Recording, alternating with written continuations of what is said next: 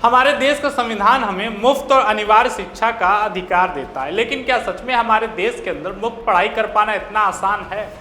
देखिए, इसको समझने के लिए हमें दो आवश्यक चीजें समझनी होंगी। सर्वप्रथम यह कि मुफ्त शिक्षा के लिए सरकार ने दो विकल्प बनाए हैं। पहला विकल्प तो यह है कि आप सरकारी स्कूलों में अपने बच्चों को पढ़ाई के लिए भेजें, वहाँ पर उनकी पूरी पढ़ाई मुफ्त में होगी। और दूसरा उपाय यह है कि अपने निजी स्कूलों में RTE एक्ट के तहत एडमिशन करा सकते हैं। मैं बात प्राइवेट स्कूलों की कर रहा हूं, जहां पर बच्चे फ्री में पढ़ाई कर सकते हैं। अब यह समझने की जरूरत है कि क्या वास्तविकता में प्राइवेट स्कूलों के अंदर मुफ्त में पढ़ाई कर पाना इतना आसान है? तो आपको बता दें, बिल्कुल, लेकिन इसके कई सारे नियम हैं और यह उन लोगों के लिए है जो मुख्य धारा से काफ़ी दूर हैं, यानी गरीब वर्ग के लिए सरकार ने प्राइवेट स्कूल्स में कुछ सीट्स रिजर्व की हैं। लेकिन आपको बता दें कि प्राइवेट स्कूलों में 25% सीट्स रिजर्व होने के बावजूद भी या तो गरीब वर्ग के लोग इस प्रावधान को जानते नहीं हैं, या तो जानने के बाद भी वह एडमिशन नहीं ले पाते। देखिए, इसके पीछे दो प्रमुख कारण हैं। इसके लिए एक तो सरकार जिम्मेदार है, दूसरा अधिकारी जिम्मेदार है जो लोगों तक जागरूकता फैलाने में असफल है। देखिए, प्राइवेट स्कूल कभी भी RTE के तहत होने वाले एडमिशन अपने स्कूल्स में नहीं कराना चाहते हैं, क्योंकि सरकार के द्वारा मिलने वाला पैसा या तो उनके स्कूल फीस से कम होता है, या तो वो इतनी देरी से आता है कि स्कूल अपनी व्यवस्थाएं मैनेज नहीं कर पाते।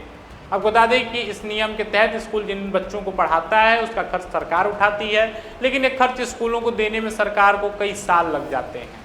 इस वजह से प्राइवेट स्कूल ऐसे बच्चों का एडमिशन नहीं लेना चाहते हैं। लेकिन आपको बता दें, इसके लिए स्कूल्स बाध्य हैं, स्कूल से एडमिशन लेने के लिए मना नहीं कर सकते हैं। लेकिन उसके बावजूद भी आज के समय में स्थिति ऐसी बनी हुई है कि आमजन इस बारे में जान नहीं रहा है और अधिकारी यह बताना भी नहीं चाहते।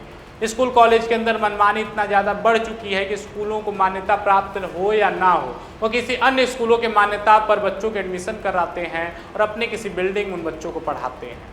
यहाँ तक कि प्राइवेट स्कूल अपने स्कूल प्रेमिसेस के अंदर बुक्स और ड्रेसेस बेचते हैं और इस बात के लिए बच्चों को बाध्य करते हैं कि आप यहीं से किताबें और ड्रेसेस खरीदेंगे, जो कि CBSE के गाइडलाइन के बिल्कुल ही खिलाफ है। आपको बता दें कि CBSE ने यह बात बिल्कुल स्पष्ट किया, और खासकर राज्य सरकारों ने भी और सुप्रीम कोर्ट ने भी, कि शिक्षा एक कम्युनिटी सर्विस है, ना कि बिजनेस जिससे कि प्रॉफिट कमाने के बाद हर बार सोची जाए।